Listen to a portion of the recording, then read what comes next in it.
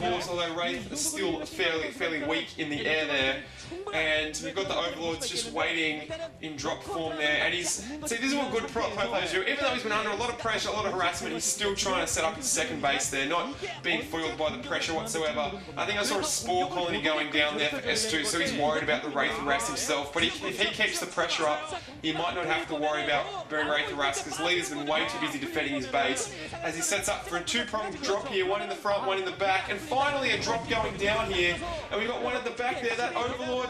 What the hell is it doing? It's just bugging out, and finally he defends some drops. So that's the first time in the game that Leader's Wraiths have actually been useful, but not in attack, just in defending the drops, which they are good at. And he's going to see if S2 is going to load up for another one, and I am absolutely out of water, which my voice is going to kill me for this.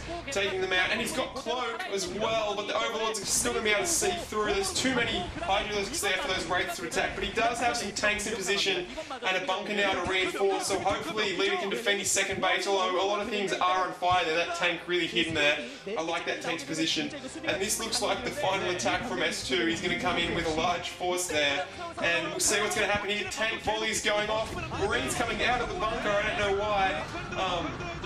Lurkers in the front there, tanks at the back, but I think that's too many tanks there. All the Overlords go down, so I think the Wraiths have an invisibility advantage. The scan goes off, and he manages to clean that up. So there's 3 tanks there, and the bunker definitely helped. And he goes to follow up by taking the Overlords, but it's not going to be as successful as he wants. But that was the second time in this game Leader's defended, and it might prove that he is coming back there, as everything's on fire, but he is not defeated. He's repairing that bunker, which is good to see. And now finally he's going on the front foot, doing some harass himself.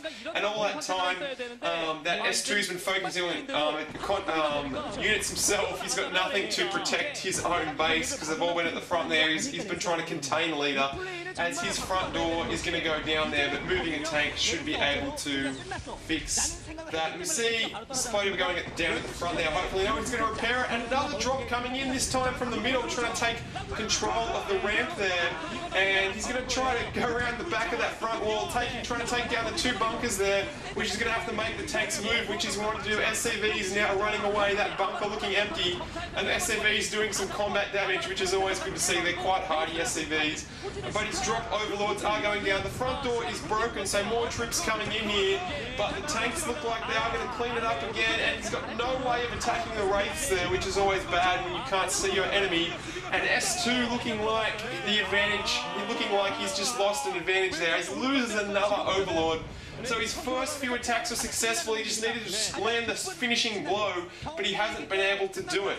And now it's 2 bases versus, even though S2's got 3 bases, I don't think his top base is mining. So I think the Terran's economy is decent. I think he has an advantage. Building up spores there to stop the harass, as he loses another Overlord, and 1. He's losing. That was 1 drone there. Sorry, I thought he was going to go for heaps there, but the Hydra's coming in there. But now go for the other base, another drone, 2, 3 drones, 4 drones, and it's just powerful to see when you can one hit with your drones there. And Overlord's running away, and these are invisible. He's going to need Overlords or Spore Colonies to detect them. So finally, Leader going on the front foot, building up science facility, getting his tech up, and this is where S2's probably behind. He's committed all his money to military, and I don't think he's going to have enough tech out here to combat the Wraiths and the science vessels that will probably come out there, as he fills up his front door bunker. Building's still on fire, but he doesn't care. He's got his Wraith force out. As I take my last drink, I should have brought some more water here as my voice is going.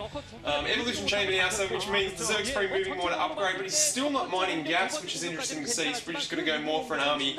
Repairing its Wraiths, which you always want to do as a Terran player, because Wraiths are quite weak. Building a barracks now. Is that a second barracks? So Leader's going to... thinks he has the advantage. He's going to transition and try to kill S2 with a more traditional army. A bit of a pause in the game here. All the action stopped as both players regroup, try to rebuild their army, tech back up, and go at it for round 2. So very exciting round 1 there. Leader almost losing his entire base, but luckily he still had his production buildings, which probably saved him in that match there. If he would have lost his factory or his star support, or even his machine shop, I don't think he would have won that game there. So some Spore Colonies going out to defend against the Wraiths, and that's quite a lot of Wraiths there. Two control towers going up, so we're either going to see, hopefully, some Science Vessels here to irradiate, and finally be able to have some permanent vision on the lurkers there, not relying completely on scan. So the Wraith Force coming out to harass there, getting up some Spore colonies, which is not good for S2's economy because they cost drones to build and they are quite expensive. But I don't think he's got any other way against defending against the Wraith fleet. And here they come in, just taking out the Overlords, taking out all these drones here. And this is bad for S2 because he committed all his money to military and he's got to build up his economy now here. But losing all these drones is not good for him because I think Leader has the superior economy as his Wraith Force just harasses, this is good because it's keeping S2 in his base, which is stopping him from being attacked and giving him a chance to macro up. He takes down more Overlords, more Hydralisks, and they're completely invisible. You can't see them unless that Overlord comes in. And if the Overlord does come over, he'll probably just pick it off. So now we have Leader being leaked here. This is what I like to see. This is why Leader makes game exciting. And two Science Vessels out here.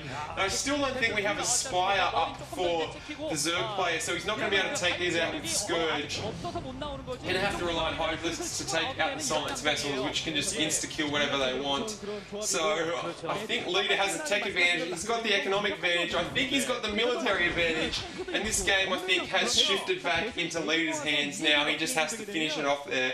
S2 with an exciting early game attack. We'll see what happens here if S2 can macro back up, but I think the advantage is in Leader's hand. And my big analogy, if you're new to StarCraft, is that the game is like a seesaw. You get a small advantage, another small advantage, and it just tips in your favour. The seesaw will just completely tip and then you win the game. So a lot of the times, all these small victories turn into bigger victories. So as you see, we've got 4 Science Vessels coming out here, which is pretty crazy, going heavy on the tech there, and it's not going to be very useful. I mean, yes, you'd be able to irradiate all the lurkers, which I guess that's why it's useful, yeah, but Science Vessel's not very good against individual Hydralisks, but he's just picking off that base with impunity. With that position at the top there, and this is bad for S2. He's just getting completely harassed. And it's always good to see, after years of seeing Mutalisk harassed, it's good to see Zergs get a taste of their own medicine. And he can't even produce enough Hydras to take on that Wraith fleet. He's just going for a last-ditch attack. It looks like an Overlord drop's coming his way, and I think it's his last-ditch attack. A lot of players do this when they know they're going to lose. They'll just throw everything they've got at the enemy there, taking down his back fort to try and reinforce. And bad move there by Leader, not watching, but I don't think it's going to cost him that much there. And I want to see what's happening with that Overlord. More drones going down. Here it comes. Unfortunately, there's still the turret there, which is on fire. And is he going to drop in the back door? He probably will. This drop was one that failed before. He's going to get possibly some lurkers behind the line there. Yes, and it gets a tank hit before it goes down. 1 lurker going, 2 lurkers going down there, and just going to get taken out straight away there. That was a terrible drop there by S2. I mean, it's a good idea to do, to put Leader on the back foot there, but just not having the strength he needs to back it up now as the Terran army comes onto the map here. Terran army is quite strong compared to Zerg. Zerg does need to outnumber it, and it's got a quite damaged Wraith fleet there. I guess that's why it's on hold, but it's not going to repair itself, unlike the Zerg units, which will heal by themselves. But look at this army. He's got 4 tanks, medic marines, 4 or 6 Science Vessels, and I don't think the Zerg players are going to be able to cope. We'll see as we have some more harassment as his army is out of the way there. And taking out, with troops on the inside as well. This drop, nothing comes out. Another Overlord going down. Almost. That was a failed drop. Harassment there. Everything going wrong for S2 as we see a massive line of Hydras. And that just proves S2 has not teched up in this game. He's still stuck at tier 2 tech here. As he sends all these units in the front there. The bunker taking out a lot of units. While the Terran army is away, 1 Science Vessel going down, 2 Science Vessels going down, so both players in each other's bases here. As you see the Hydras come in, but that Medic and Marine Force looks like it's going to clean up. He stopped mining again from his phone. He's able to lift his command centre. But S2 about to get attacked as well. His base coming under fire there. So that both players attacking each other's bases are, their armies are in each other's base, killing all their dudes. As we have, well, that looks like a superior force there. All those Science Vessels, all those tanks, and those Hydras there just have no chance there against the tanks, just getting completely owned. And at the top of the ramp there with ramp advantage, but still not being able to push it home as the tanks finally siege up there, moving into a second position, taking out all these lurkers here, and now we just see the effect of the tech there, just absolutely one-hitting those lurkers and they go down.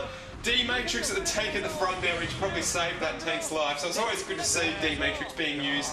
Leader almost mined out from his front there, but I don't think it's going to matter because his army is going strong. He's already taken out one base. This looks like it's going to be the second base there, and if he gets his lair, that's probably going to be it there. Finally, Leader cleans up the force of his base, and he's still got the army advantage, and there is the GG. Leader winning an amazing game there with an awesome comeback. He held on. S2 about to go home and cry because he just does not have the right self-belief. He hasn't watched enough of Naruto to believe in himself. As Leader walks past his team, high-fives the coach, almost does a firebat hero dance there, looking very happy, cheering for his team CJ in their yellow, awesome, puffy Matrix-style jackets. That is a cool uniform. As the schoolgirl S2 there, crying, he's like, I almost had that game, I had the game, but I lost it, and there we have it. CJ Leader winning that match there, and that was an epic match. Let me know what you think of my commentary style. Do I talk too fast? I probably do, as the video ends.